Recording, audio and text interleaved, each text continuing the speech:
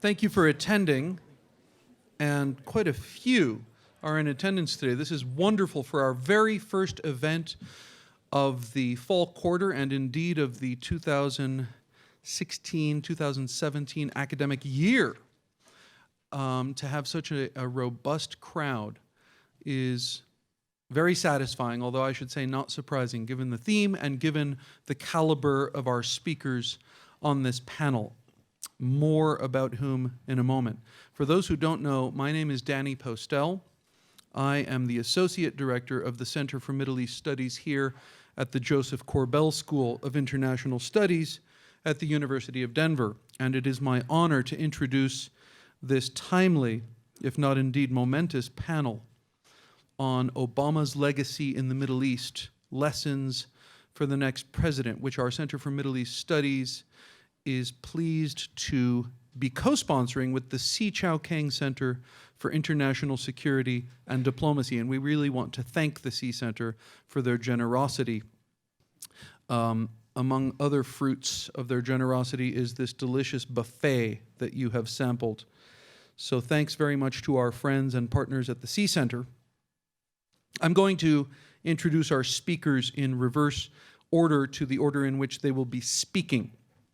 So on the far east end of the panel, if you're oriented correctly, is Ambassador Christopher Hill, who, as I'm sure you know, is the Dean of the Josef Korbel School of International Studies.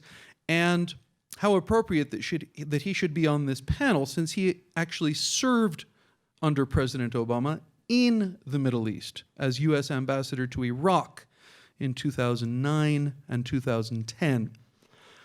But that's not the only place Ambassador Hill has served. He is, amongst other things, the former Assistant Secretary of State for East Asian and Pacific Affairs. He was a negotiator of the Dayton Peace Accords, which helped bring an end to the war in Bosnia. And he's the author of the book Outpost, A Diplomat at Work, which is available right here at this table. For those who haven't noticed yet, our University of Denver campus bookstore has set up a table so that those of you who are intrigued, engaged, and stimulated by things you hear on this panel today can take home some more food for thought by our panelists. Erica Chenoweth, immediately to the west of Ambassador Hill, is professor and associate dean for research at the Josef Korbel School of International Studies. She is the co-author of Why Civil Resistance Works, The Strategic Logic of Nonviolent Conflict, also available for sale here.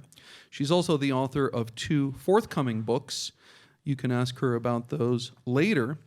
She was named by Foreign Policy magazine one of the leading global thinkers of 2013, as the magazine put it, for proving Gandhi right.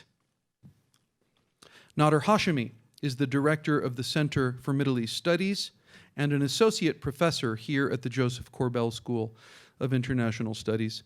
He's the author of Islam, Secularism, and Liberal Democracy Toward a Democratic Theory for Muslim Societies. And he's the co-editor, with me, of the book Sectarianization, Mapping the New Politics of the Middle East, which will be published next month by Hearst in the UK, and it will come out in the United States in January or February with Oxford University Press. Last but not least, to my immediate east, is Tom Farrer, who is a university professor here at DU and was the dean of the Josef Korbel School between 1996 and 2010. He is the author of Confronting Global Terrorism and American Neo-Conservatism, the Framework of a Liberal Grand Strategy, also available for sale at our campus bookstore's mobile unit. So just a word about the format for this event. Each of our 4 panelists will make a set of opening remarks, approximately 7 to 10 minutes in length. Stage 2 will be an exchange of views amongst our panelists, in which they will have a chance to respond improvisationally to anything that they heard from their co-panelists. After about 10 to 15 minutes of that period, we will then go to audience Q&A. We will have a microphone. There it is right there. That standing mic will be your chance to pose a question either to one panelist, to two, to three, or to all four. So think about your question in advance, and then when the Q&A period is ready to start, I'll let you know, and you can take your place in line. So we will first hear from Professor Tom Farrer.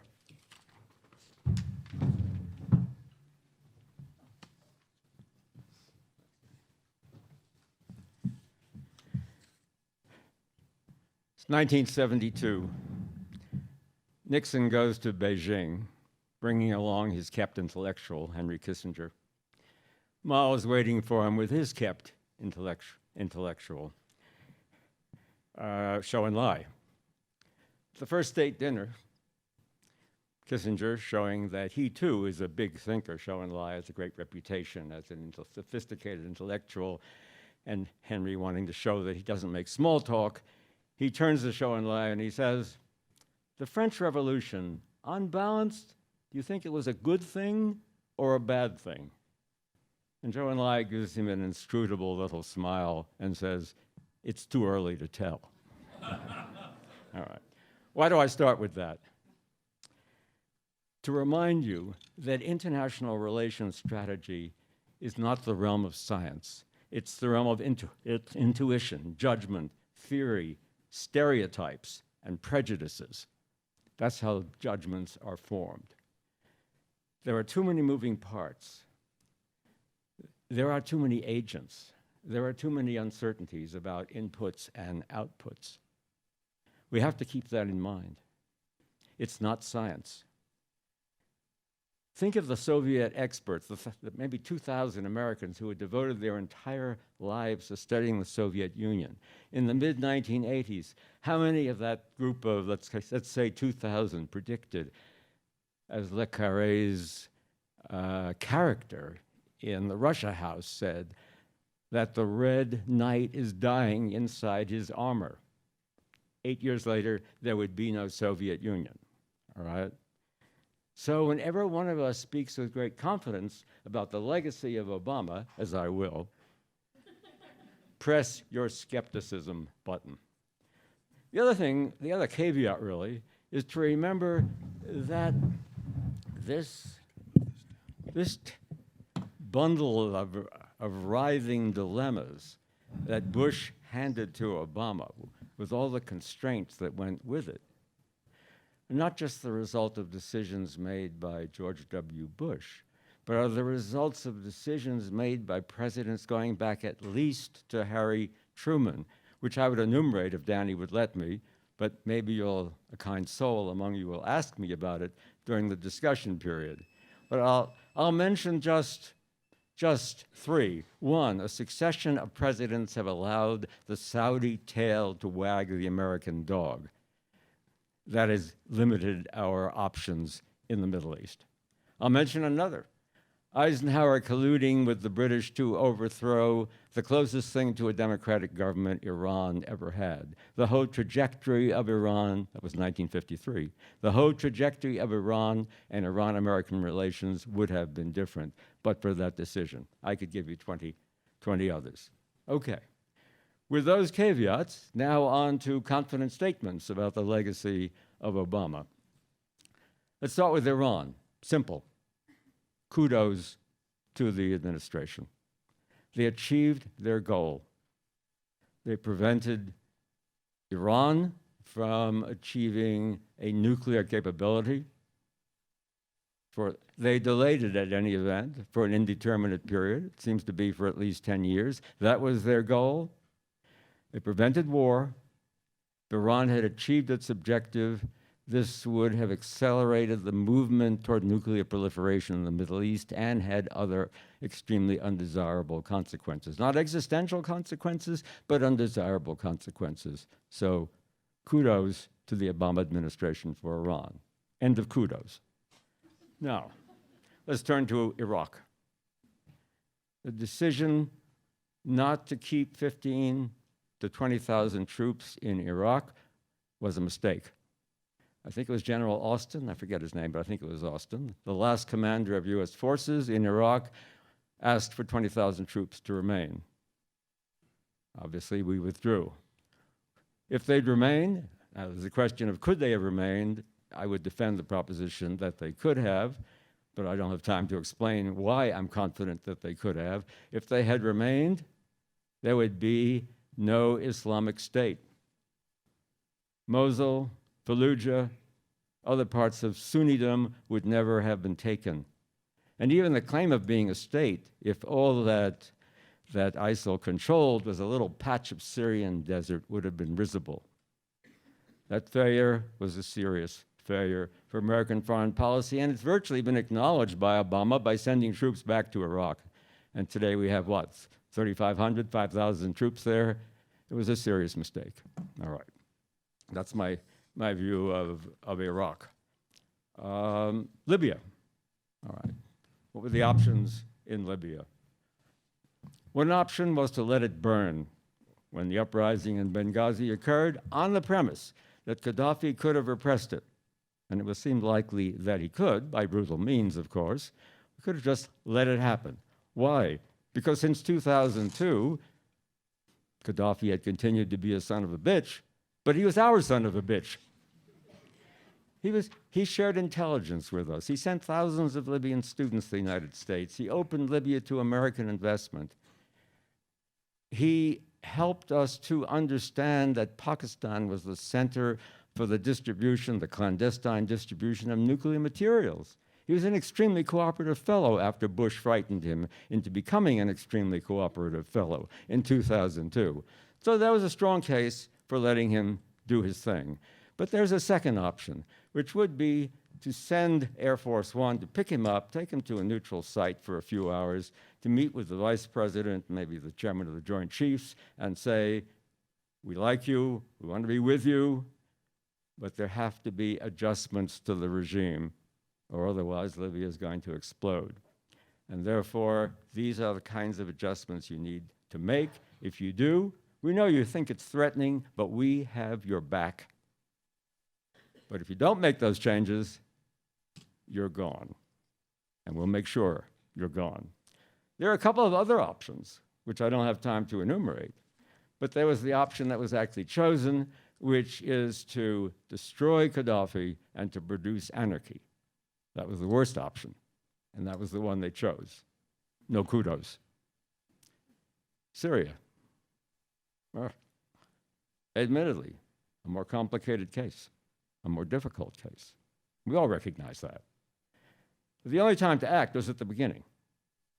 Even friends of mine who are in the government, who were anti-interventionist, admitted that maybe we'd acted in 2011. It was possible. What would I have done? Something similar to Libya, except I would have gone first to Putin and said, we have common interests here. We don't want Syria to become a failed state.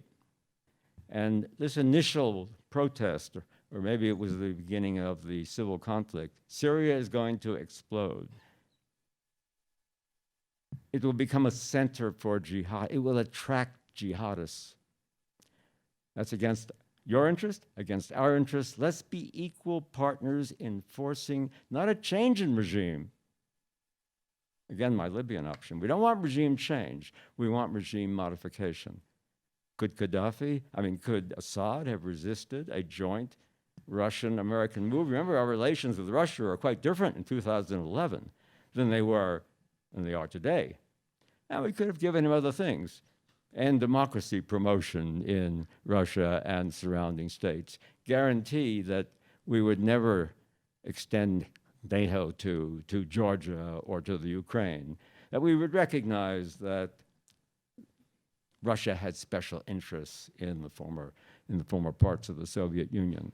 There are various concessions which we could make, and after all, we were really only accepting what was going to happen in any event. So I think that was a fair chance that Putin would have agreed, treated as an equal partner, to manage not regime change, but regime modification in Syria. Okay. let's turn to one other issue, Israel-Palestine. It's a total failure for the administration.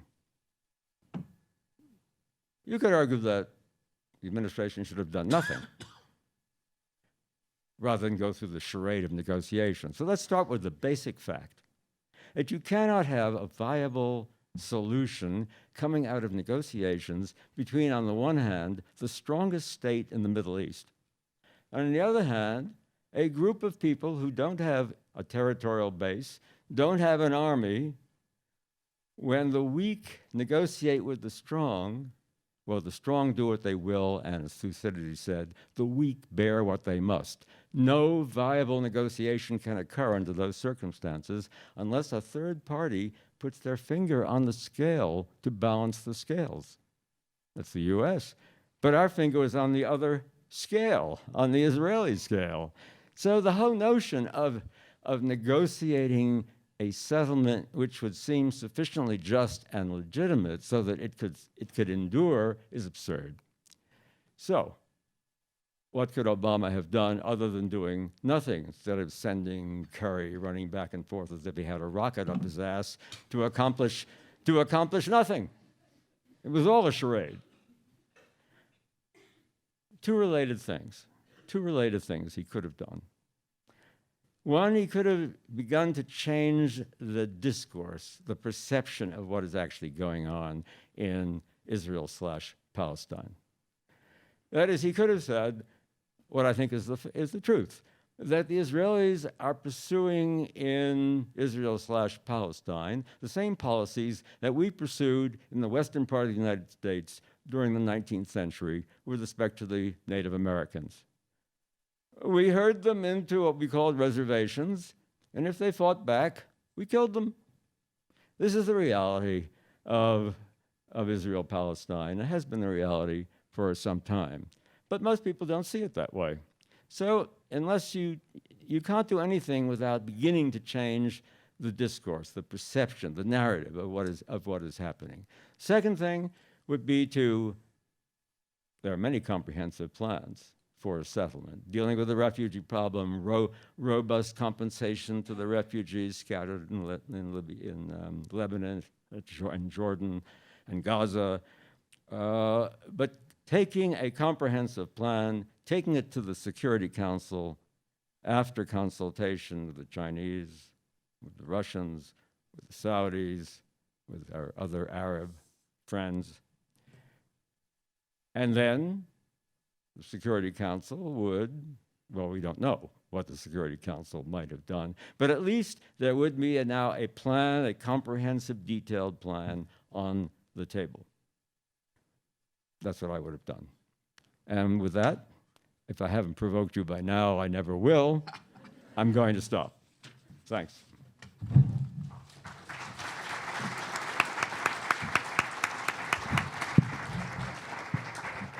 Thanks very much, Tom. Our next speaker will be Professor Nader Hashemi.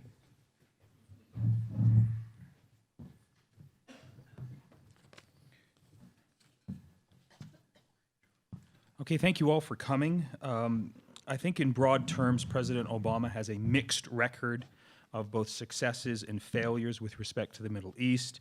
But I think on balance, the failures outweigh the successes, all things considered, and let me try and make that argument.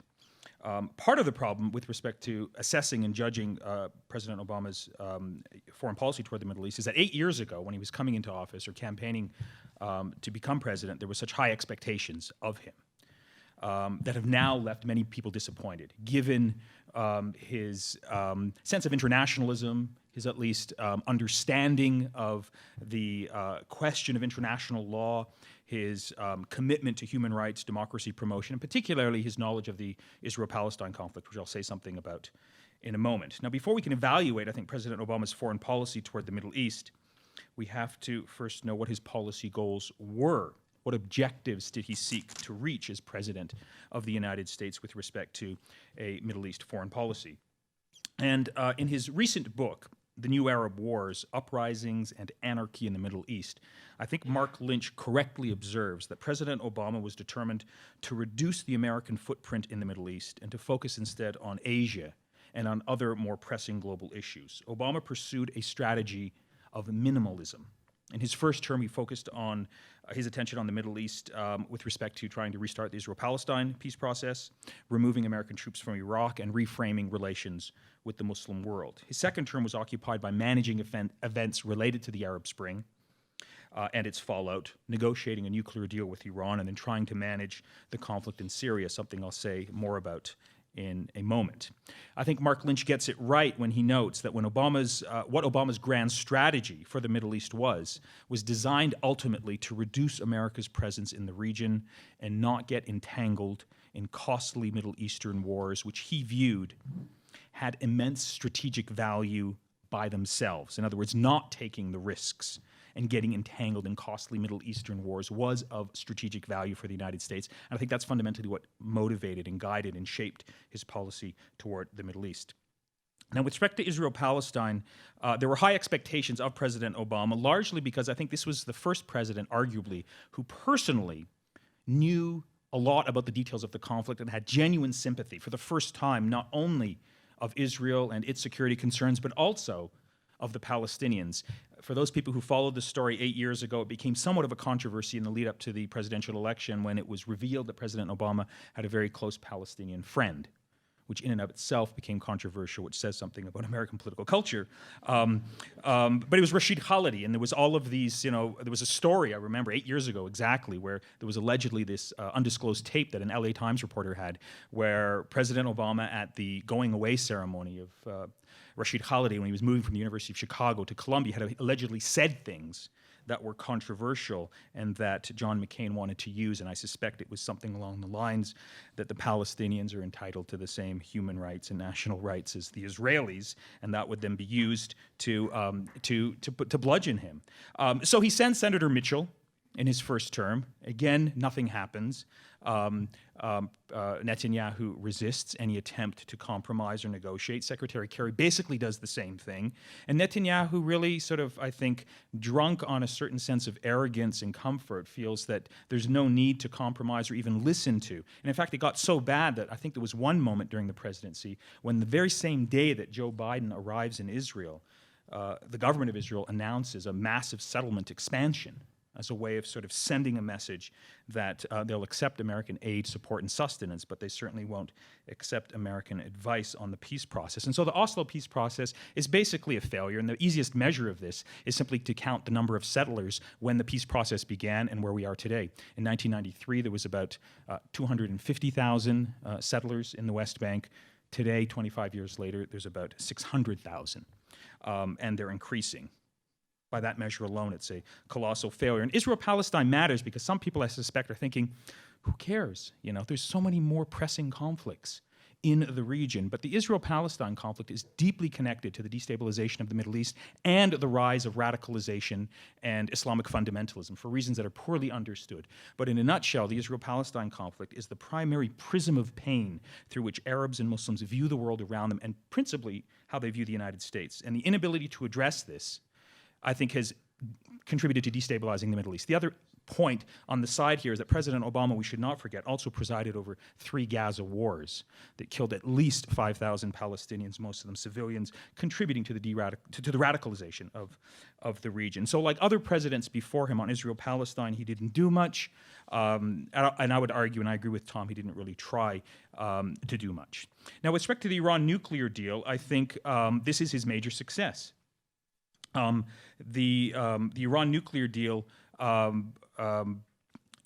is going to be, I think, judged by future diplomatic historians and analysts of U.S. foreign policy as a major success for the United States. And in many ways, it was a reflection of what serious and persistent diplomacy, backed by a clear and coherent strategy, can achieve. It is truly President Obama's crowning achievement, and there are profound lessons to be learned here with respect to that particular conflict. The criticisms that we're hearing about the deal from the Republican Party and those on the political right, I don't think stand up to scrutiny. I don't have time to go into all of them, but I think Susan Rice had it right when she noted that the Iran nuclear deal was born out of pessimism as much as it was out of optimism. The Iran deal was never primarily about trying to open a new era of relations between the US and Iran, it was far more pragmatic and minimalist. The aim was simply to make a dangerous country less dangerous. No one had any expectations that Iran would be more of a benign actor in the region. And all of this talk that we're hearing right now, that Iran has been strengthened, I think is exaggerated. The whole discussion about the ransom and the exchange of money, I think, has been mischaracterized, and I'd be happy to address those points in the question and answer period. And then there's Syria. In my view, it always has been about Syria. It always will be about Syria. And this case of Syria will, I think, haunt President Obama's administration long after he leaves office. It was clearly his biggest foreign policy failure. But I do have to acknowledge there were never any easy options at the beginning. And increasingly, the longer he waited, the choice of the options that existed became much more difficult and much more narrower in terms of articulating a clear, coherent foreign policy that was consistent with the vision that he had laid out. I predict that President Obama's foreign policy towards Syria, as I just said a moment ago, will haunt him in the same way that Rwanda and Bosnia, to a lesser extent, haunted the foreign policy of Bill Clinton. And last month, President Obama actually came very close to admitting this himself when he stated recently that most of the gray hairs on his head have come from his Syria meetings. Quote, "I'm pretty confident," he said last month, "that a big chunk of my gray hair have come out of my Syria meetings. And there is not a meeting that I don't end by saying, is there something else that we could be doing that we haven't thought of?"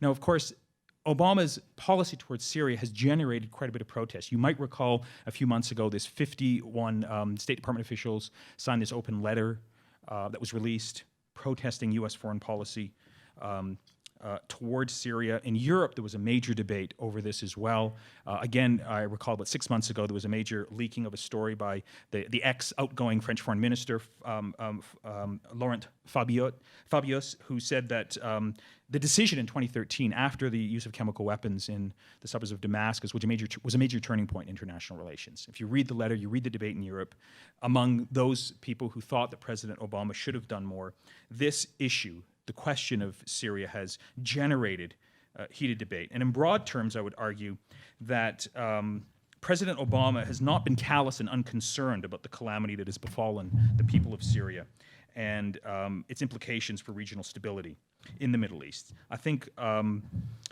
his statement about his gray hairs indicate that he is deeply troubled by what has taken place and feels in many ways handcuffed at the options that lie before him. But I think Syria, with respect to Obama's foreign policy, has been a failure in the sense that President Obama has overlearned the lessons from Iraq and adopted a rigid, aversive policy that has failed to acknowledge the dire implications of doing nothing and hoping that the conflict would somehow resolve itself by itself and that the conflict in Syria could be contained within its borders.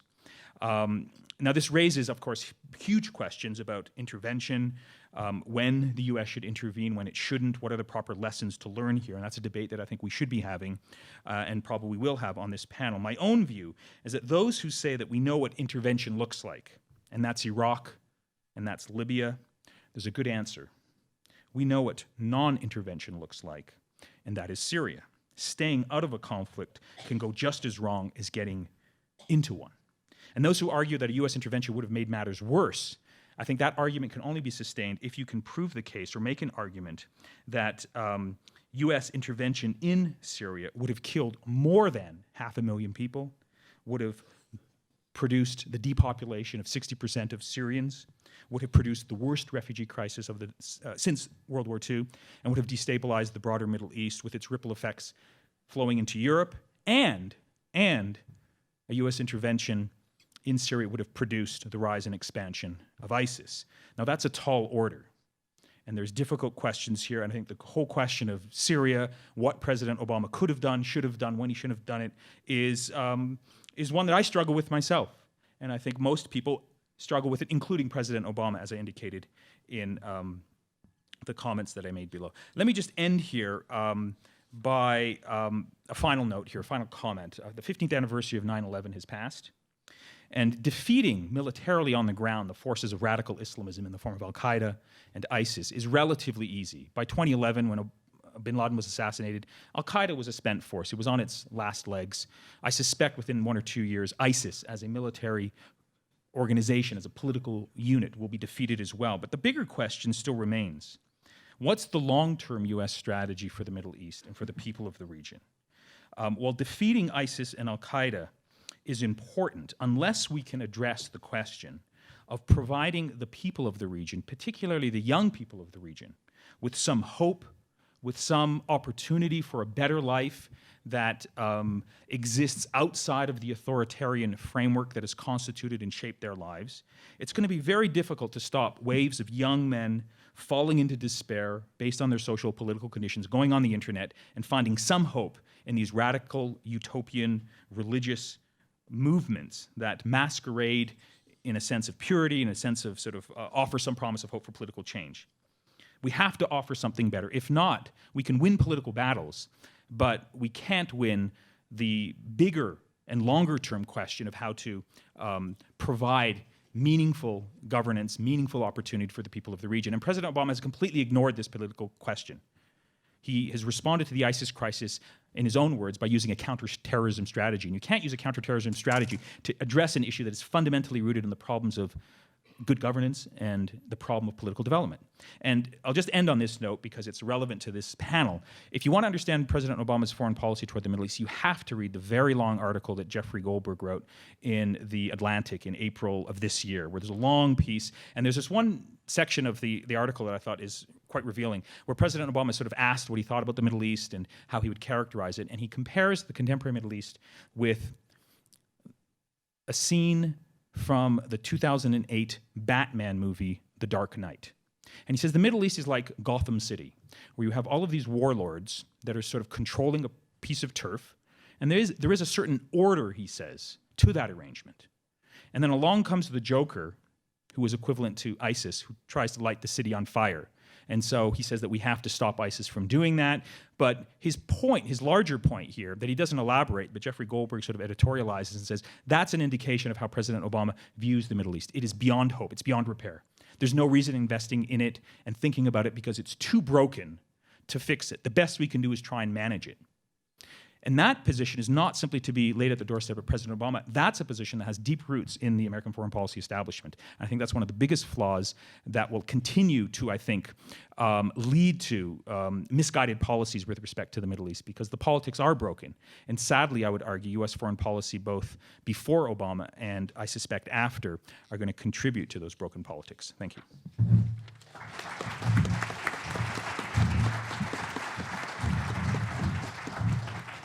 Thank you. Our next speaker will be Professor Erica Chenoweth. Good afternoon. Thanks for coming.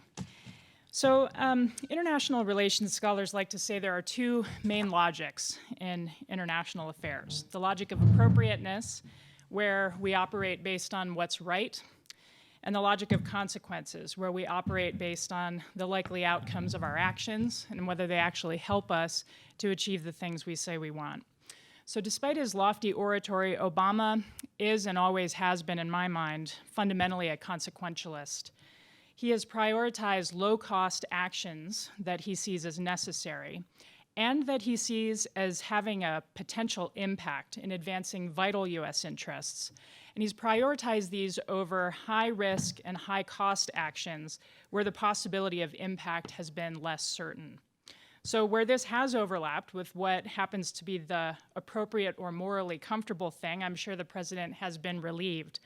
But in the case of the Middle East, I think there are very few cases where the logics of appropriateness and consequences have overlapped during his administration. And so the result of this has been a policy that's characterized both by pragmatism and also what Richard Haass has called a la carte internationalism, which is basically pick and choose the areas where you can demonstrate the kind of lofty ideals that you have said you want to embrace, but when the rubber meets the road, wherever you can possibly do it, pass the buck to regional powers. Make them pay the costs of intervention rather than free riding on U.S. adventurism, especially given that regional powers often have a much greater immediate stake and immediate interest than the United States in the outcomes of these conflicts.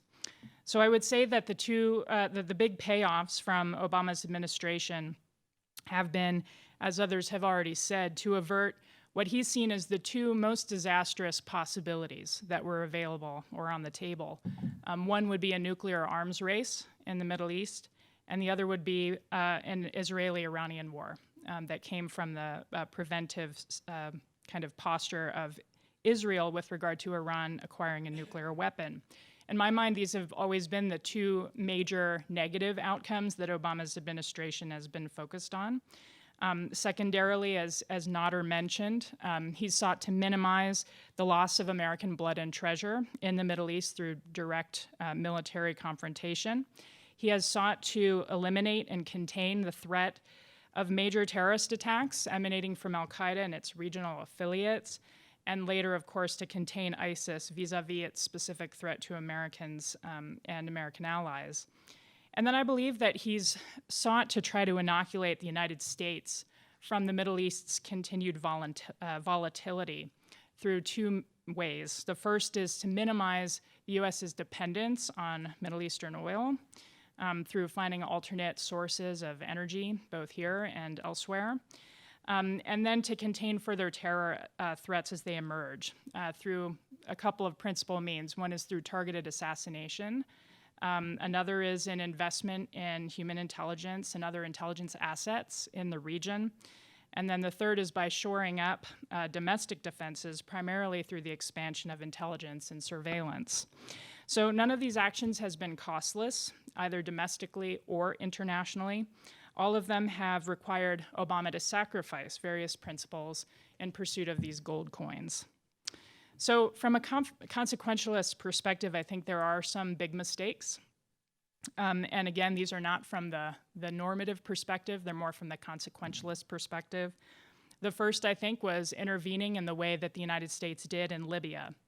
The reason that this is going to be a very long-standing and I think damaging decision looking back is because of the way that it interfered directly with the already fraying solidarity among the permanent 5 members of the UN Security Council. In fact, you could say it was the nail in the coffin of cooperation between Russia, China, and the other 3 members on the UN Security Council. It had already started to unravel after the Iraq invasion in 2003. But after Libya and the way that the UN Security Council was used to legalize and rationalize what was later thought to be a regime change intervention, the Russians and Chinese have basically agreed that they'll never fall for that again. I think with regard to Syria, from a consequentialist perspective, Chris Hill's actually written about this before, but one of the big mistakes was anticipating the sudden demise of Assad. There was a sense in the administration that because of the regional wave of Arab uprisings, Assad himself would also fall within a matter of weeks. In fact, there were very high-level administration officials saying that the U.S. didn't have to really do anything because Assad was going to topple soon, and the opposition was basically going to take their place. Now, for those of us who study revolutions and revolutionary waves, we know that the 7th country in a revolutionary wave is usually not the one where things are going to turn out like you expect. It's one thing to say that Ben Ali and Mubarak's days are numbered because they were right at the front end of the wave. But by the time you get to the Salahs and the Gaddafis and the Assads, the states that are under threat have already started to adapt, shore up their own local bases of loyalty, and anticipated the way to crush the rebellion. And so I think that it was naive to think that this was going to happen, and that partially explains the way that the administration was slow to the punch on responding. And then the third big consequentialist mistake was articulating a public red line on Syria, the chemical weapons issue. Now, many people make the argument that by articulating the red line on chemical weapons and then not standing by it through responding more forcefully, the United States was sacrificing its global reputation as kind of the policeman, kind of policing the rules of the game in the international system. And there are good reasons to think that actually the credibility of the United States wasn't fully destroyed internationally based on this. But I do think that there are types of diplomacy that that make you committed to certain types of behaviors and demonstrations. Public statements where you articulate a red line are one kind. There are also private statements that can be made not in public, and perhaps that would have been one that would have been better articulated in private. So for the next president, what we know will be major challenges coming off this latest administration. I think are first of all grappling with regional volatility and realignments. In Iran and Saudi Arabia vying for hegemony in the region, and waging proxy wars in Yemen, Iraq, Syria, and elsewhere, I think is very dangerous. The next president will inherit the Syrian civil war. I'd say that the lesson to be learned from recent events is not to overestimate the degree to which Russia actually can exercise control over its proxies in Syria. I think the United States has always seen Russia as a very important partner in trying to contain or end the violence, and I myself am very dubious that the Russians can actually live up to their end of the bargain and controlling their proxies there. As we know from decades of research on civil wars, the war will end when the various combatants on the ground become convinced that continued fighting cannot get them any further than they already are. This is a very tedious and brutal process. The average civil war of this kind lasts between 9 and 10 years, and by that standard, we're only halfway through. The next president will have to deal with the cooling of U.S. relations with two of our historically significant allies, Israel and Saudi Arabia. The Netanyahu-Obama relationship has not been one of the easiest, to say the least. And I believe that the United States' continued insistence on the two-state solution as both a plausible and likely outcome needs to be re-examined by the next president. Basically, I'm not sure how many people have been to Israel lately or Palestine, but the last time I was there was in 2014. And I did not talk to a single person of any ethnic or national identity background who thought that the two-state solution was still viable. In fact, most of them made the argument that it hadn't been viable since the mid-2000s. And to continue to hear American politicians talk about it as if it was something that could take place realistically made them even less convinced that the United States could play an effective role in Middle East peace. The next president will have to reestablish some kind of functional partnership with Turkey, especially given the ongoing border issues between Turkey and Syria and the ongoing war with the Kurds. The next president will have a really tough time resurrecting, if possible, any type of solidarity among the permanent 5 members of the UN Security Council. One way to do this is through incremental working together on particular issues where we do have common interests. And in my mind, that's part of the reason why the United States and Russia have been trying to come to the table together on Syria. Even if they think they can't solve the Syrian civil war, they think by working together it might help to reestablish some of the functional relationship there. And then the other thing I think is the next president is going to have to work to avert direct confrontation between the United States and any of the powers in the Middle East, either by mistake or on purpose. One of the consequences to becoming more militarily active in the Syrian civil war is greater possibilities of an accidental confrontation with a major power, not just the Syrian regime. So in closing, I would simply say that the foreign policy toolkit is not all about military force. I think Obama's tried to scale down the degree to which that is the primary instrument through which the United States asserts its power and pursues its interest abroad. There is a broad suite of instruments available. These include economic, cultural, diplomatic, intelligence types of instruments. I think diplomacy under this administration has primarily been a bandwidth issue. In principle, I don't think there's any reason, for example, that Obama couldn't have sent a committed team to Bahrain to try to see if they couldn't mediate a conversation between the monarchy and the opposition while also preserving U.S. military agreements there. But there is a serious bandwidth issue. And to give you an example of this, in the year 2012, there were more employees on the payroll of the military bands in the 4 branches of the U.S. Armed Forces than they were in the entire State Department. And these are Foreign Service officers and career diplomats. So diplomacy has not necessarily gotten the budgeting or the resources that you might expect a great power to have. And so to some extent, I think that the bandwidth issue has moderated a lot of the different types of diplomatic interventions that we could have imagined being compatible with these consequentialist interests. So I would just say that from Obama's perspective, I think what he would have you believe about the legacy in the Middle East today is that it's not so much the legacy of Obama that we're talking about, but rather the legacy of Assad, Maliki, Erdogan, Gaddafi, Ahmadinejad and Rouhani, Saleh, Mubarak, and the Saudi royal family. I'm pretty sure that Obama's legacy in the Middle East is that he would like you to believe that it's their legacy, not his, that we should be paying attention to. Thank you.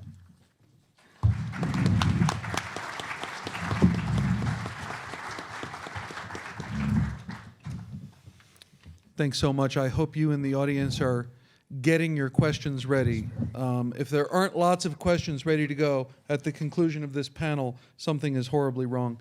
Our cleanup hitter, last but not least, is Ambassador Christopher Hill, Dean of the Josef Korbel School.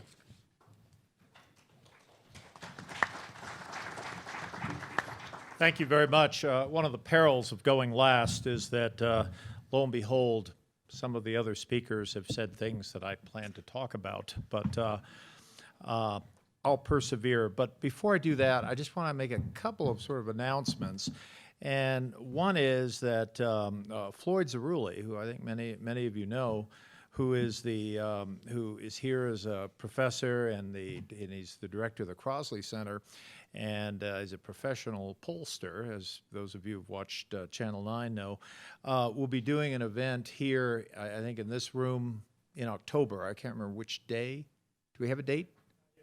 Okay, well, check your calendars for a date to discuss the polls as the election approaches. So unless Floyd gets pneumonia or something, we do expect Floyd to go through with this, and looking forward to it.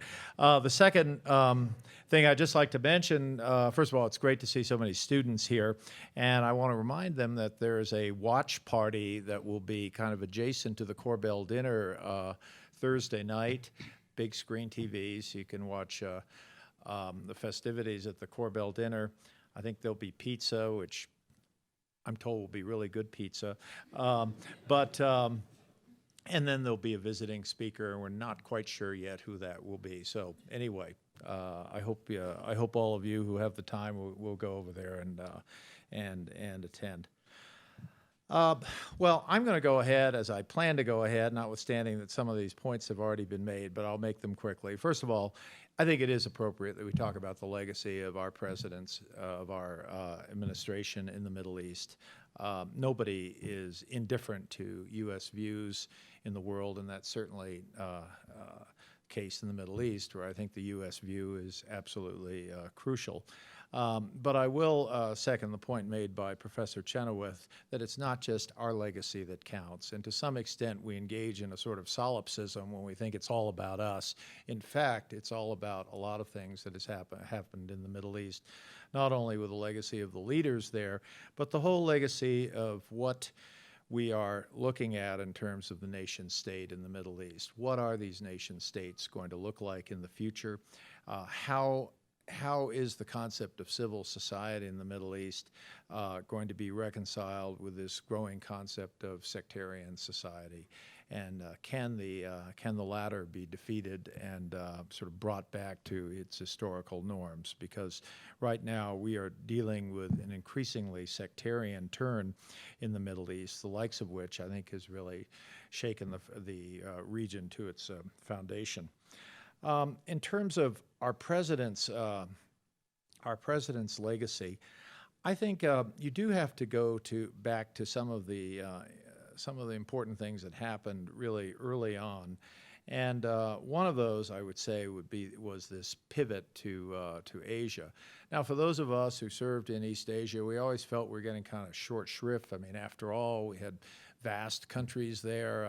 Indonesia, that no one ever talks about, has a population of some 240 million people. I mean, China, 1.4 billion. I mean, these are enormous countries, and yet often, some of these places are hardly even discussed. So I think it was appropriate for the president to say, look, we're going to spend a little more time on East Asia and maybe a little less time in the Middle East.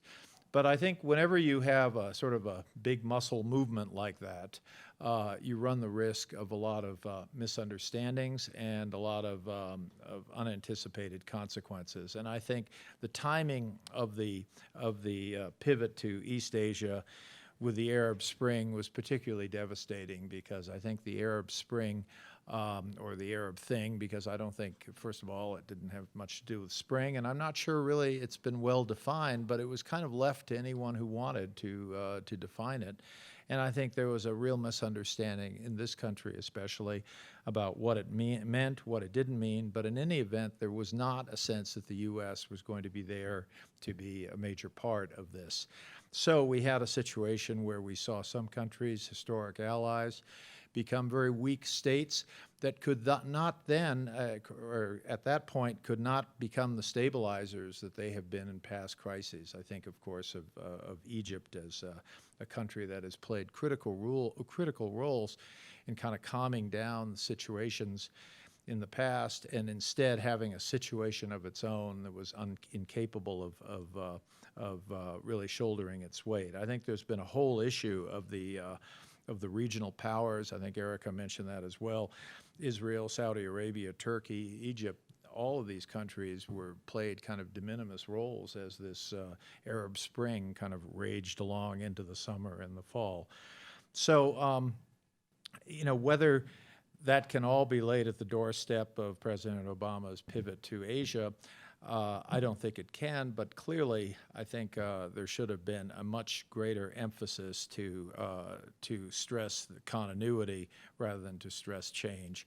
And for those people who always want to see change in our political process, you need to understand the consequences of breaking with past practices, and the fact that those breaks sometimes leave people adrift, and that's certainly, I think, part of the legacy of the pivot to Asia. I would agree that there have been some very positive aspects to what we did in the Middle East, but even positive aspects have been complex, and I think to some extent we were not up to the task of figuring out their own consequences. I'm thinking, of course, of the Iran deal. I think the president's stubbornness and sticking with that and trying to make it work was, I think, quite commendable. But I think part of the problem was that we saw the Iran deal, which many people in the U.S. understood to be a nuclear deal, but people in the region understood to be something else. People in the region understood this to be a sort of recreation of the U.S.-Iran relationship from the 1970s. So many of the Arab countries, as they saw America work with University of Denver and Korbel School's PhD Javed Zarif, they saw in that work with him and with the Iranians a kind of shift in our attention to the Arab issue and a back to the future in terms of dealing with the Iranians. And I think that caused a kind of situation where the administration had to kind of work harder to make sure the Arabs didn't see us as having switched dance partners. And I think the consequence of that was fairly severe, because in Yemen, we essentially allowed the Saudis to do whatever they wanted in Yemen, because we didn't want to add more fuel to the fire of the U.S.-Saudi relationship. So clearly the Iran deal, which we saw as a historical deal in terms of slowing down and maybe even stopping their effort to develop nuclear weapons, actually created more tensions between the U.S. and the Arab world. It's not to say that we shouldn't have done it, but we should have anticipated that a little better than we did. I think in terms of the president's decisions on troops in Iraq, I think when the president came in, we had some 150,000 troops in Iraq, and he said that's way too many, and we need to start getting out of Iraq. But I think there's no question that was the president's viewpoint. But I think it's a little unfair to put that all on President Obama and not to look at how the Iraqis viewed the number of U.S. troops in Iraq. By the summer of 2009, we had already had negotiations with the Iraqis where we were pulling U.S. troops out of population areas and essentially putting them in camps in the desert. Now, why were we doing that?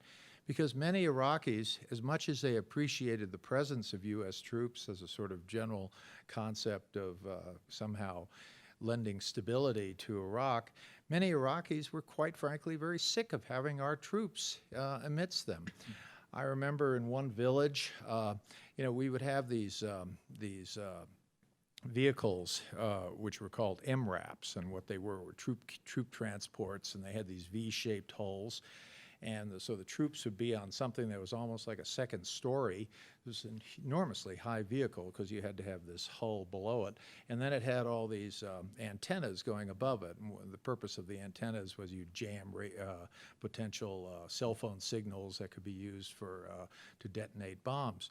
So sometimes these things would come into a village and they would catch a wire because Iraqi electrical connections are often done at a very local level, that is, people stringing a wire to some other wire and getting some electricity in their home. So you'd catch the wire, and before you know it, this American patrol had wiped out all the electricity in this village, none of which was legal in the first place because it wasn't being put in by the Iraqi Power Authority. It was being jerry-rigged by various people avoiding paying for electricity. So they'd come to the Americans and say, you've just denied us electricity. And we'd say, well, fill out a form and we'll compensate you for it. And we did the best we could, but I'm telling you, a lot of Iraqis were tired of seeing us there. And so the notion that this was all coming from Obama and didn't come from any of the Iraqis is really not fair. And I do remember going to Maliki about this. It's customary to blame everything on Maliki these days, and asking for Maliki's support. And he said, I'm not going to get out in front of this issue calling for U.S. troops to remain unless some of these other political parties do that. Because as soon as I get out front, the Sunnis will say I'm unpatriotic. And you went to the Sunnis, it was the same kind of thing. So I think what happened was, it's true President Obama wanted our troops out, but it's also true that that the Iraqis happened to agree with him, and that it's a far more complicated picture than just to say Obama wanted our troops out. And with respect to troops, there are troops and there are troops. And the notion that keeping behind some U.S. troops could have solved the problem of ISIS, or those troops could have gone into an offensive mode and attacked ISIS formations way out in the Anbar Desert. It's not at all clear that the troops we had at that point, who were mainly there in training missions, et cetera, could have been the same troops to take on ISIS. So really, the notion that these troops, had they stayed, they would have forestalled the development of ISIS, I think is a bit of a reach. I do believe that the president might have been more aggressive with the Iraqis in saying, all right, as you asked, all the troops are out, but we feel we need to be in with some certain specialized troops, or some more specialized troops, because we had some soft troops there all along. And the Iraqis should have understood what was coming with ISIS. That, of course, that's one of those counterfactual arguments. Many Iraqis said, and Maliki was certainly very guilty of this, we can handle any threat like that. We don't need that. We don't need your help. We can do it. So he did need our help, and so you can argue that we should have persevered over his objections there. But I'm just saying it wasn't so easy to say that it's all President Obama's fault. I would say that the situation in Israel-Palestine, as some of the speakers have acknowledged, is just extremely difficult, complex. As much as it's easy to blame Netanyahu and the Israelis for not doing enough, If you look over on the Palestine side of the equation, you will see that the Palestinians were not organized for peace.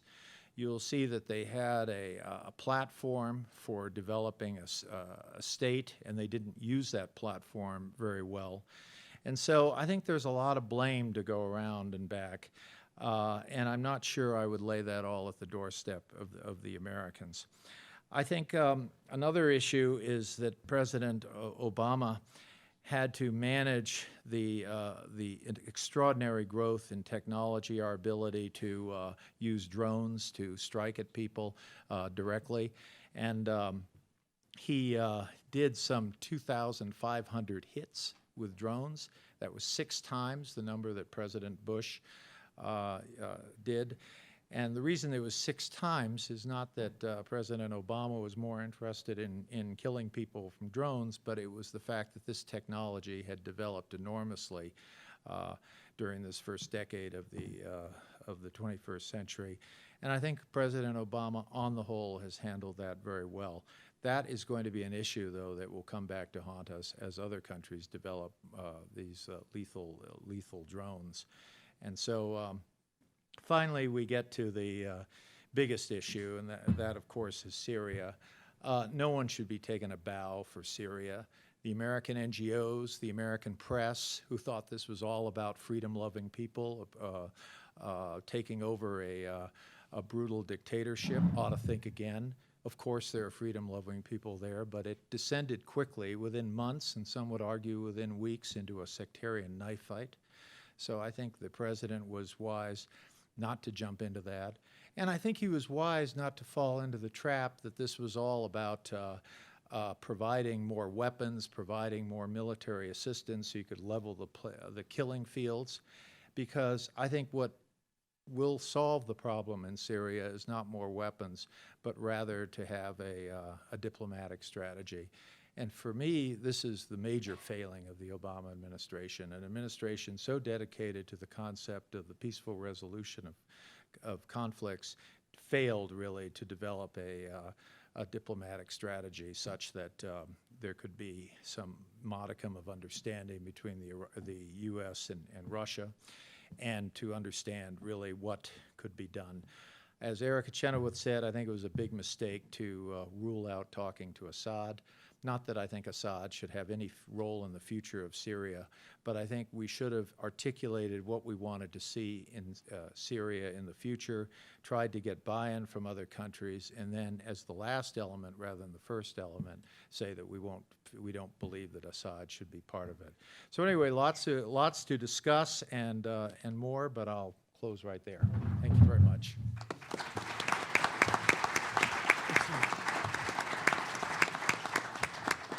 Thanks very much to all 4 of our panelists. This would be a good time to get a little bit more food if you're interested, but also to get ready with your questions. You know, I believe all 4 of our panelists mentioned Libya.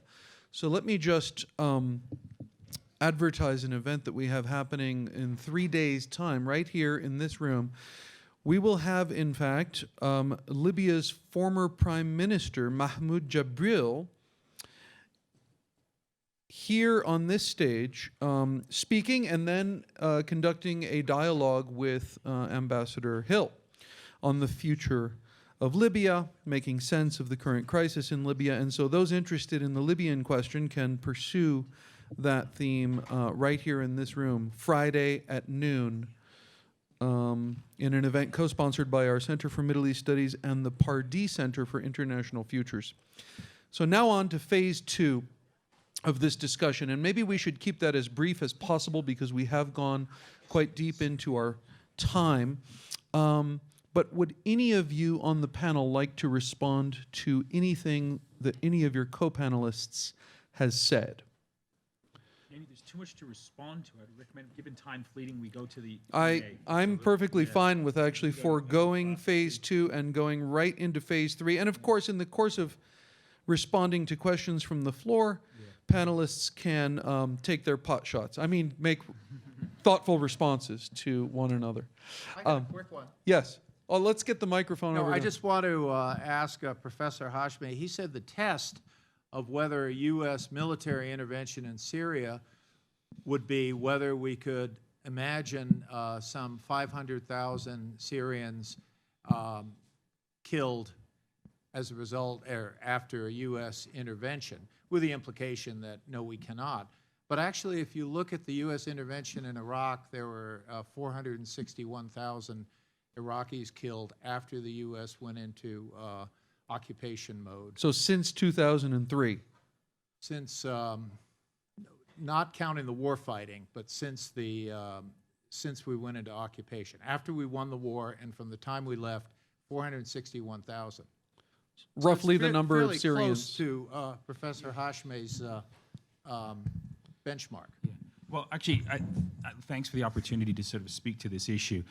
The larger point that I was trying to make, and I think that sort of matters for students and for our world, is the consequences that flow from conflicts that become so violent and so bloody that they either are genocidal or they approach genocidal levels. I'm talking about conflicts where the level of bloodshed, the number of body bags, as we've seen in other cases. For example, in Rwanda, the inattention to that conflict had regional implications. It destabilized the Great Lake regions in Africa. Similarly, in Bosnia, ignoring it for 3 years started to create a certain instability in the surrounding region. And in Syria, again, we are seeing a similar situation where the absence of, I think, serious intervention, and this is not all to be laid at the doorstep of the United States, of course, but the United States being the most, I think, powerful and influential country in the region, one of the lessons that I think that we can learn is that if the United States doesn't decide to lead, nothing happens, and Syria is a test case for that. So the broader point that I was really trying to make is that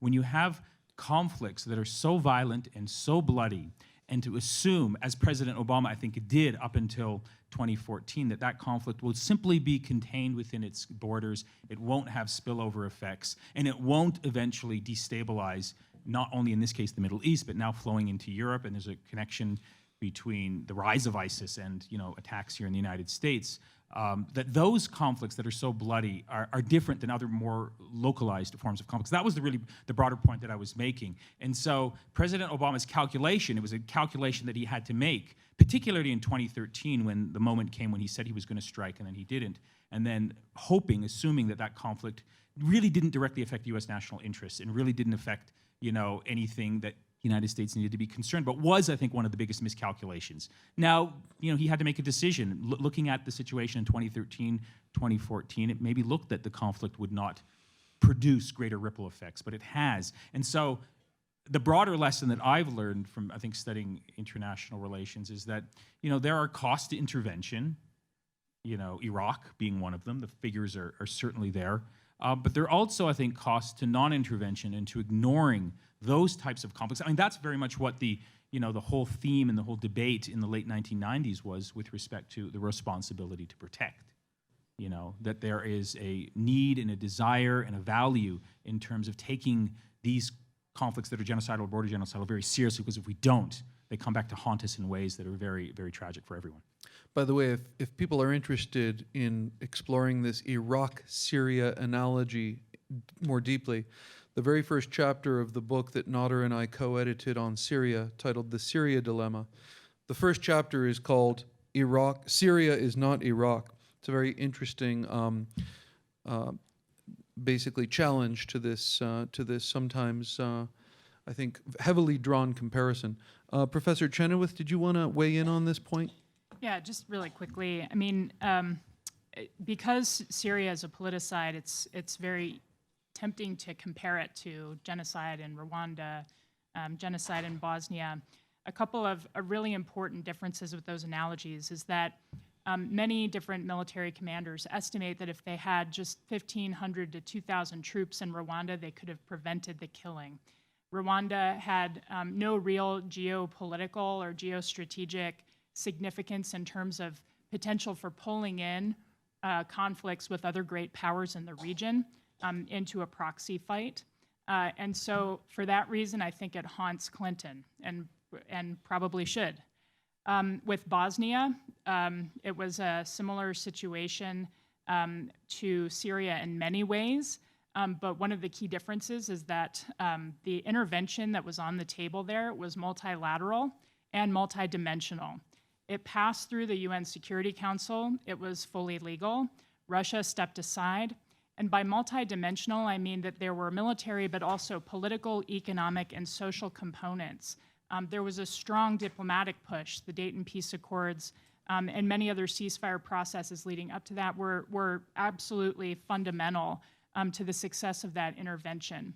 That kind of intervention is the type that typically works. In a really important book by Nicholas Sambanis and Michael Doyle, they talk about how the conditions for successful intervention rely on there being multidimensional, usually many partners involved, and that they're highly resourced, meaning there's a lot of money put in behind them. In Syria, this type of intervention was never on the table. When the United States attempted to put together a comprehensive package and with its various partners tried to bring this to the UN Security Council, the Russians used their veto. Why? Because they felt burned on Libya. So Libya and the way that that translated into total skepticism on the part of other veto powers in the UN Security Council, I think was the beginning of the failure on Syria. And of course, they could not have known at the time that that would have had the consequences that it did. But Syria, because of the fact that there was never going to be the type of intervention that actually works on the table, because of the real possibility of drawing in a direct confrontation with nuclear-armed powers in the region, and because of the fact that the United States has never actually seen Syria as a high priority in terms of vital national interest, except insofar as it threatens Israel, and in this case, it was not part of the story. It did not elevate to the status of vital strategic interest that would make the Obama administration think it was a good idea to risk all of that in exchange for a type of air power intervention that's been shown to be very unsuccessful in preventing politicides. In fact, all of the research suggests that the type of intervention that was on the table, which was basically enforcing no-fly zones and the like, are associated with higher rates of killing by the regime. Because instead of them flying helicopters and dropping barrel bombs, they roll tanks through cities and blow barrel bombs through the cities from tanks. So it's actually really important to note that I think the type of intervention that was possible and that was being discussed was not the type of intervention that we know works. And because of that, I think that Obama will probably sleep a little bit better than Clinton about not intervening in Syria. Any other comments or questions from the panel itself before we move to audience Q&A? And it is a first-come, first-served basis. You just get up and go to the microphone. I don't call on anyone. Everyone needs to be at the microphone. Thank you very much. And you might want to bring the mic down a little bit so that it's... The microphone is standing right here. You see?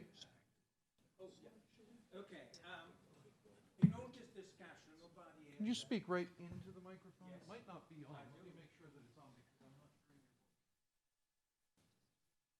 Testing? I have a big voice. That's fine. Okay, we're good. Here goes. Okay. In all this discussion, nobody has mentioned the European. Of course, whatever happened in the Middle East affect European more and faster Europeans than the Americans. And they have a responsibility because at the end of World War I, England and France start to create the problem in the Middle East by partitioning a number of countries in that area. So my question is what the input of the European has been in all this?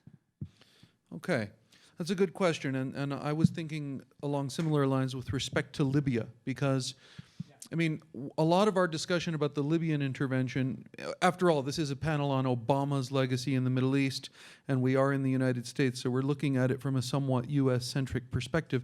But wasn't the Libyan intervention really more driven by France and the UK, with the US, quote-unquote, leading from behind, which was also true in some ways of the Kosovo intervention, arguably? Who would like to respond to that? Tom. Let's get the mic right to you. No, the short answer to your point is no.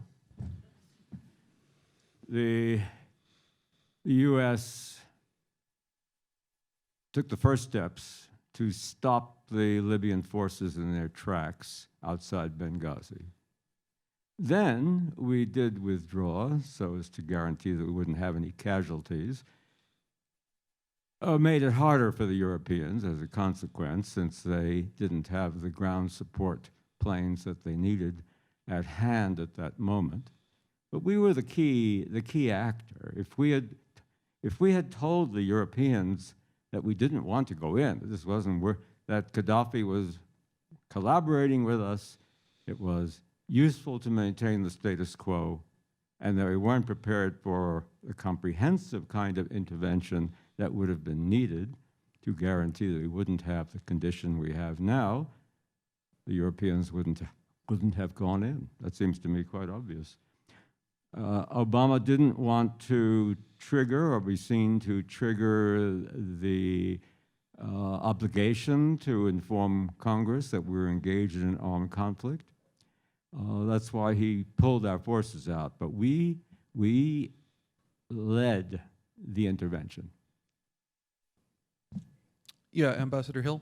Yeah, I would agree with that. And to your comment on Kosovo, I remember a British diplomat saying to me at the time, the good news is NATO has 520 tactical aircraft ready for this mission. The bad news is 510 of them are American. And so Operationally, yes. yeah, I mean, I think you have to accept the premise that these recent crises have been accompanied by a period of almost unprecedented European weakness. And we're the only country that's in a strong position, being Germany, and that is the country least capable of engaging in foreign military interventions. True. I guess I would just push back slightly on the Kosovo point. We are here to talk about the Middle East, but with the Kosovo analogy, I mean, wasn't it the case that although operationally the United States was heavily, disproportionately represented on the ground in terms of, and from the air in terms of military force, that the arguments for intervention in both Bosnia and Kosovo were coming much more from European capitals, which at that point were led by center-left, labor, social democratic governments, in which these responsibility to protect humanitarian intervention arguments circulated with much more currency than they did in Washington at that point. Tony Blair, the French, the Germans, in fact, Joschka Fischer, who was then the foreign minister of Germany, was probably the most forceful advocate of humanitarian intervention on the world stage at that point. First of all, the U.S. role in Bosnia only happened after there was a clear understanding of what the political mission was. That is, there was a contact group plan, and everyone knew that if we're going to bomb somebody, it was bombing them, bombing those who rejected the political outcome, which was the contact group plan. So nobody was interested in, none of the great powers was interested in getting involved militarily unless they could see what the eventual political solution was, which is my major gripe with people talking about military intervention in Syria without talking about what should Syria look like in the future, and you've heard me 1,000 times on that.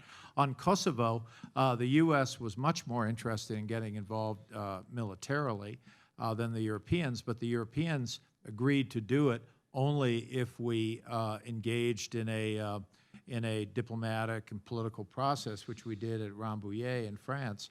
And we did that for 3 weeks and then another 2 weeks.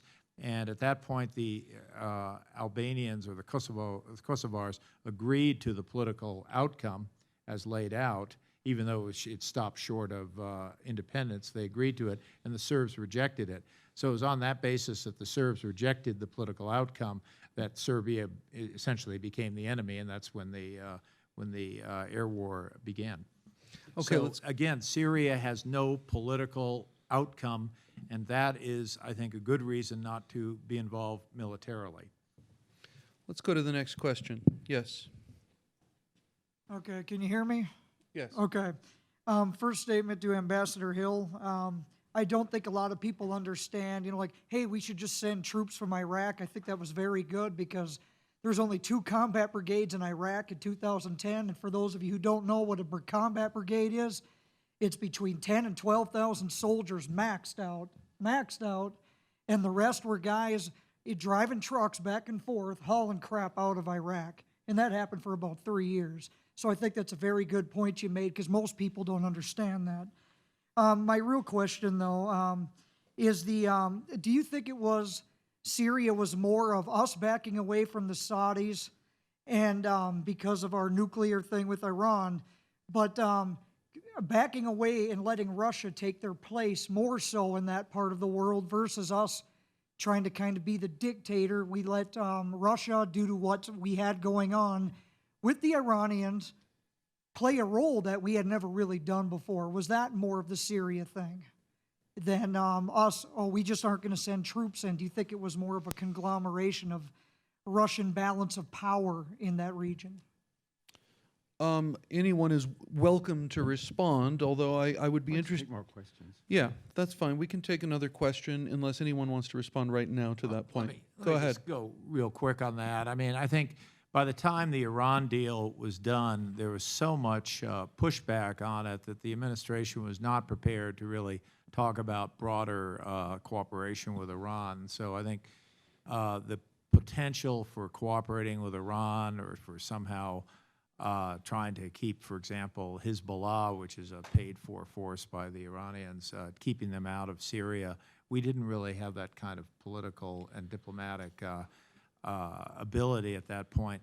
But I think one of the great tragic legacies of Syria so far is the fact that the Russians have gone in there with a much better legal basis than we had. That is, with the permission of a UN member state, that is Syria, to be in there. And I think we've created a situation now where it is going to be very difficult.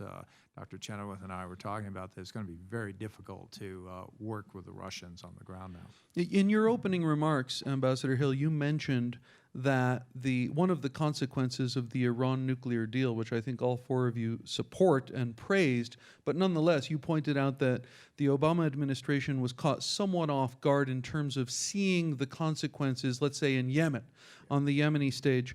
Let me just ask you to elaborate on that a little bit, though. What exactly could the United States have done differently about the Saudi intervention in Yemen? What should it do, shall I say? First of all, the deal with Iran was perceived by the Saudis as we're changing dance partners, 1. 2, the invasion of Iraq in 2003 was seen as a complete change of Saudi Arabia's borders, of their direct interests, and we did it, in their view, despite their objection. So that's the second thing. I mean, the issue of U.S. support for Israel vis-a-vis and upsetting the Saudis, that's kind of ancient history. I mean, as we're seeing, the Israelis and the Saudis seem to agree on more things than they disagree. So we have, I think, a real problem with the Saudis right now. And I think the consequence is we've kind of used up our chips with them right now. So the result is we tend to sell them whatever they want and look the other way whenever they want us to. Let's take our next question. Hi. So we've talked a lot about the lack of military intervention in Syria, but I was a little bit curious about your thoughts on the lack of a humanitarian intervention. Currently in the Middle East, we're seeing a huge humanitarian crisis, mass migration from Syria, which is also a huge destabilizing factor in the region and the surrounding countries. And the lack of U.S. involvement in any kind of effective humanitarian response, and also our lack of raising the levels of refugees we'll receive in the country. Obama did say that he was going to receive 10,000 Syrians, but when looking at Lebanon has 1.5 million, it's basically nothing. So what do you think the lack of response there is, and what would be that legacy in the future? And this relates directly to something that Professor Chenoweth said, that power takes many forms, and so usually the Syria debate is about intervention or no intervention, but in fact there are many different kinds of intervention, right? Professor Chenoweth, do you want to respond to that? Sure. I mean, actually, humanitarian intervention is often a code word for military intervention, and it often involves killing people when it is. But you're right that there are different types of assistance, humanitarian assistance that are possible in these types of conflicts. And in my mind, the United States and many others throughout the world have been woefully underperforming and trying to even help coordinate the response globally to this massive human movement and the ways that that will have generational impacts on the way people live and relate to one another, both in the Middle East and in Europe and elsewhere. So, you know, one of the things that probably the administration could do, if it wanted to, is to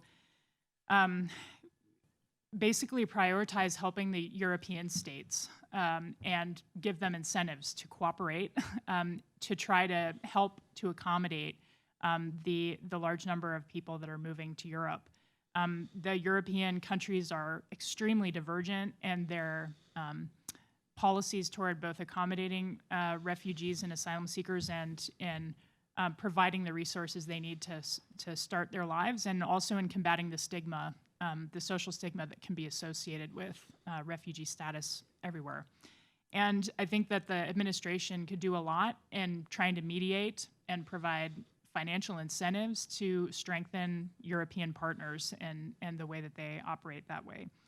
I also think that the United States could do a lot in trying to press the various different types of intergovernmental organizations that we have available to help with refugee issues, to just give them more resources, to elevate the issue, to try to get other partners to kind of cough up some money to try to help with the situation. The United States itself could cough up more money and actually support the United Nations at the level that it's committed to do so.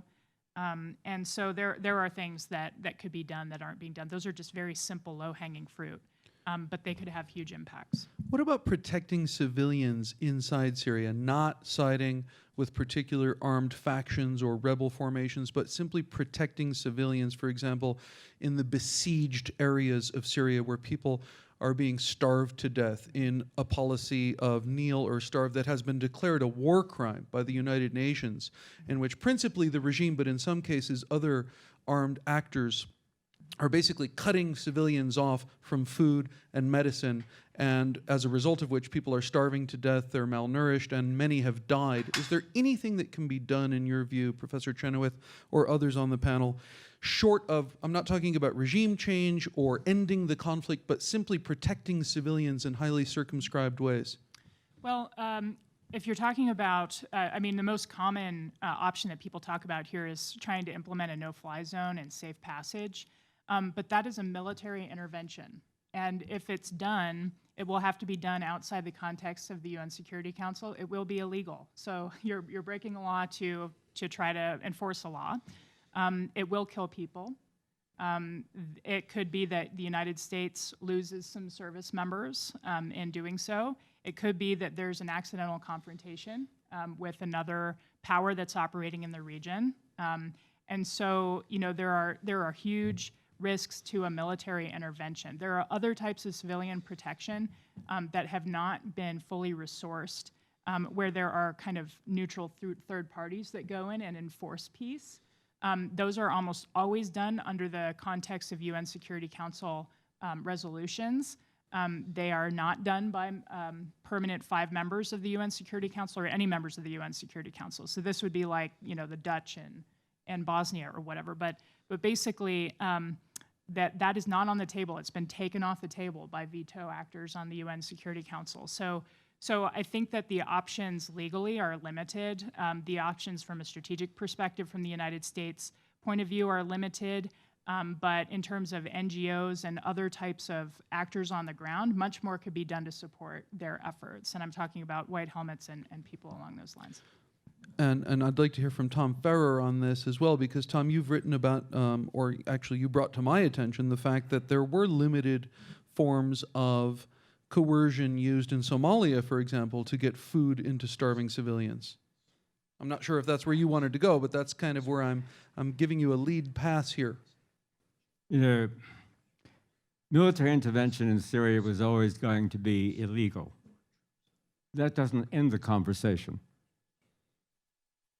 In all aspects of life, sometimes we need to do things illegally. There's a strong presumption against it, but sometimes that strong presumption is trumped. And a lot depends upon your view of international law. Is it a series of political agreements, which we call law, but it's fundamentally different from what we mean by law in domestic society? As an international lawyer, naturally, I'm inclined to the view that it is closely analogous to law in domestic society, but I could make the opposite argument after I was trained as a lawyer. But we were never going to get the Security Council to approve military intervention after Libya. I think we all agree on that. And it is true that there's a long-standing doctrine in international law that if the recognized government, and we've never withdrawn recognition from the Assad government, we could have, but we didn't, that would have been legally problematical, but it was a way to move, but we never have. So there's only one legitimate government in Syria, and that's the Assad government. And they did invite the Russians in, and therefore it's true. The Russians are complying with international law, not in the attacks on civilians and whatnot. That's another body of international law. But in terms of just being there, assisting the Syrian government, they're acting compatible with international law. Now, the options that have been presented about intervention at the early stage, or going back to 2011, 2012, it's not clear that our position should have been that, of course, Assad must go. My own proposal was that we want to propose not regime change, but regime opening. And of course, Assad would resist that because the Assad family, representing a minority in the country, would regard any relaxation of repression at any time as an existential threat to them. I understand that. Therefore, unless we posed another existential threat to them, we weren't going to make progress. And that's why my proposal always was, we go to Assad, ideally with the Russians, and say, yeah, we can pose an existential threat to you if you don't take certain steps to conciliate parts of the opposition. And we'd have some ideas about how to go about that. And then the response is not troops, but to begin the decapitation of the regime. They're not in caves. We know where they are. Of course, it would be illegal, but it's the only option for trying to manage regime opening, not regime change in Syria. Now, since we weren't going to do that, then of course we should have marshaled the resources to take care of refugees in Lebanon and Jordan and Turkey. We're talking about tens of billions of dollars, and that's the one thing the Europeans can't fight. Well, they have a few elite troops, but basically they can't fight, even though they spend more than Russia collectively, but they spend it inefficiently. So they have very inefficient armed forces. But they have money, and it was in their interest to spend. So we should have marshaled the expenditure of tens of billions of dollars to build appropriate refugee centers in the neighboring countries. And that, we could debate the failure of intervention, military intervention along the lines that I proposed, but there's no debate about the failure to organize the resources necessary to take care of the refugees in the surrounding countries. That's not subject to debate. Let's take one more question. We are now at almost 1:45, and people have classes at 2 o'clock. Thank you for giving me the chance. It was a very fruitful discussion. Thank you all. Two questions I have. Number one to Dean Christopher Hill. Thank you very much for letting us know the reality of Iraq that was there, that the Iraqi people really didn't want the American troops to stay there. But when you go to a war, you have an objective in your mind, right? So, well, there was a government set up by Nouri al-Maliki, but does it mean that the objective of American intervention in Iraq was successful? And when you were withdrawing from there, well, IS is telling that they used the Sunni repression that was going on in Iraq at that point of time. And I'm asking this question because we are facing similar scenes of dilemma in Afghanistan now as well with regard to withdrawal of troops. And the second question is Professor Nader Hashemi. We have not had any discussion today on Egypt.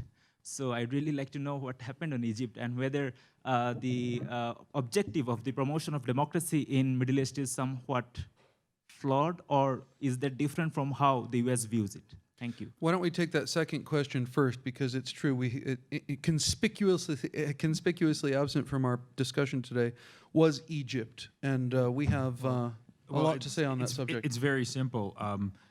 What happened in Egypt is that when the old guard and the military pushed back to try and crush the very, tenuous democratic opening that existed post Mubarak,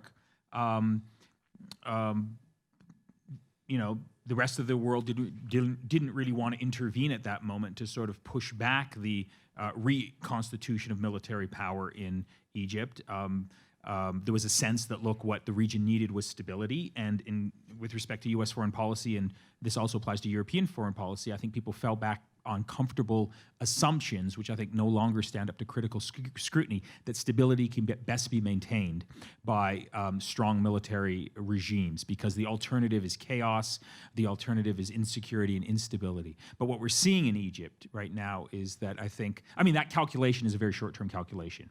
Egypt now is a disaster in terms of stability, in terms of the rise of extremism, if you look at what's happening inside the prisons.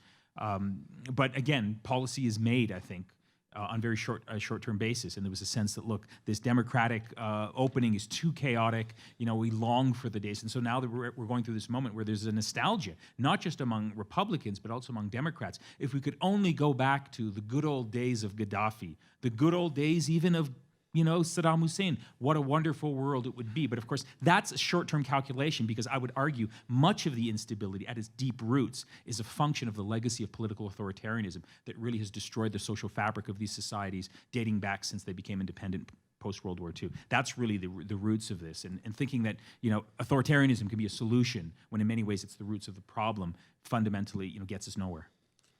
Ambassador Hill? Let me just say that, first, with respect to Egypt, the U.S. has had very important interests for many years in Egypt. So, first of all, it's not easy to come up with a policy that meets those interests. Obviously, when the U.S. was a little slow to jettison Mubarak, slower than other countries, because Mubarak had done a lot for the U.S. over the years. Whether he had outlived his shelf life with the Egyptians is another matter, but he worked with the U.S. on many critical endeavors, peace with Israel being one of them.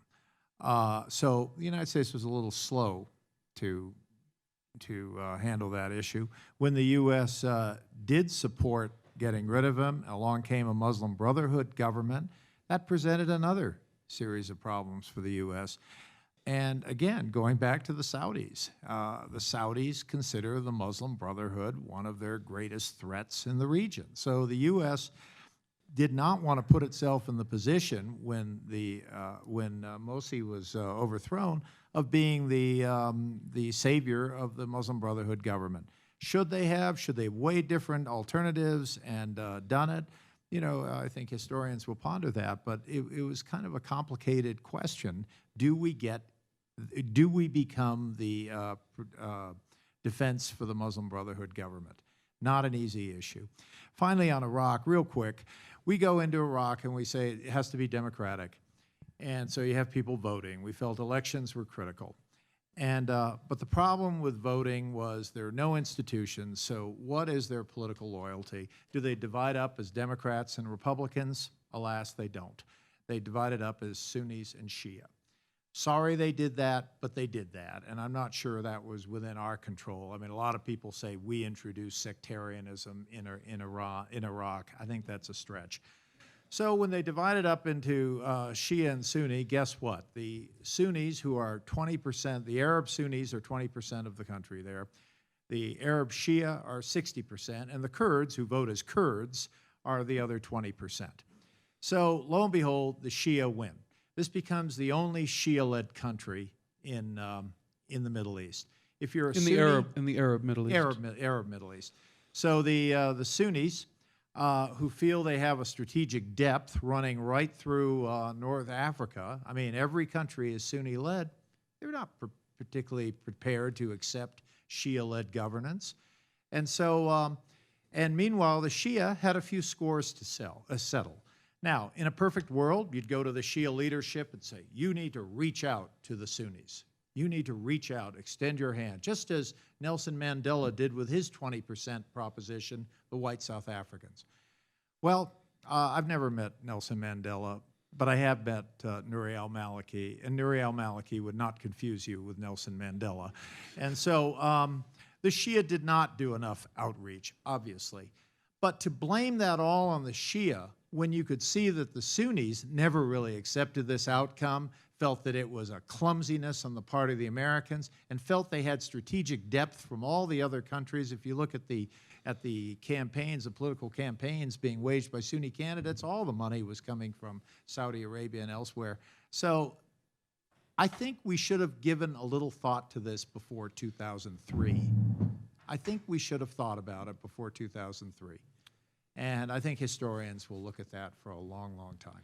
Well, I think you'll all agree with me that a lot of food for thought was provided on this panel today, and that, at the same time, we really only scratched the surface, despite the wonderfully stimulating and thought-provoking comments of our panelists. The fact is, this is an enormous topic, and in 2 hours, you can only cover so much. So I want to suggest 2 ways that you can dig deeper when you leave this room. One, as I mentioned earlier, is to pick up a copy or 2 or 3 of some of the books available by our panelists today. Another is to get on the email list of our Center for Middle East Studies, because we do programs like this throughout the academic year. This was our kickoff event for this academic year. We have many others coming up, including, as I mentioned, this Friday, where on this very stage in this room at 12 o'clock, we will be hosting a dialogue with Libya's former Prime Minister Mahmoud Jibril, who will be joined by Ambassador Hill in a conversation about that country's past, present, and future. Finally, I want to once again thank our partners with the C. Chow Kang Center for International Security and Diplomacy for their co-sponsorship of this event. They are really, if you haven't encountered the C Center yet, you will soon. They are one of the most vibrant, high-profile, and productive centers here at the Josef Korbel School. We're proud to be associated with them, and we hope that you will attend future events of our Center for Middle East Studies. If you'd like to be added to our email list, our administrative assistant, Tiffany Wilk, is in the back of the room, and she will take your email address and add you. You can also follow us on Facebook and now on Twitter.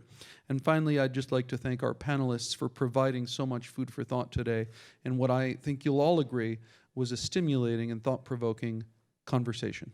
Thank you.